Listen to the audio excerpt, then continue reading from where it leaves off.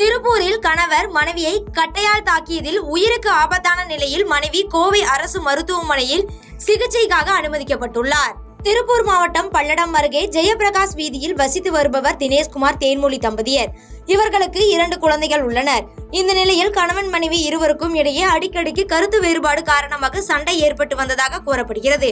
இந்நிலையில் வழக்கம் போல் கணவன் மனைவி இருவருக்கிடையுமே வாக்குவாதம் ஏற்பட்டுள்ளது. இதில் ஆத்திரமடைந்த கணவர் தினேஷ் தேன்மொழியை தலையில் கட்டையால் பலமாக தாக்கியுள்ளார். இதில் தேன்மொழி ரத்த வெள்ளத்தில் சரிந்து கீழே விழுந்துள்ளார். உடனே அக்கம் பக்கத்தினர் தேன்மொழியை மீட்டு பல்லடம் அரசு மருத்துவமனைக்கு சிகிச்சைக்காக அழைத்து சென்றனர். மேலும் அங்கு அவருக்கு தீவிர சிகிச்சை அளிக்கப்பட்டு மேல் சிகிச்சைக்காக கோவை அரசு மருத்துவக் கல்லூரி மருத்துவமனைக்கு அனுப்பி வைக்கப்பட்டார். இது தொடர்பாக வழக்கு பதிவு செய்துள்ள காவல்துறையினர் தேன்மொழியின் கணவரை பிடித்து விசாரணை நடத்தி வருகின்றனர். கருத்து வேறுபாடு காரணமாக மனைவியை கட்டையால் தாக்கிய கணவனை பிடித்து போலீசார் விசாரணை செய்து வரும் சம்பவம் அப்பகுதியில் பெரும் பரபரப்பை ஏற்படுத்தியுள்ளது. பாதகம் செய்பவரை கண்டால் நாம் பயங்கொள்ளலாகாது பாப்பா. மோதி மிதித்து விடு பாப்பா, அவர் முகத்தில் உமிழ்ந்து விடு பாப்பா.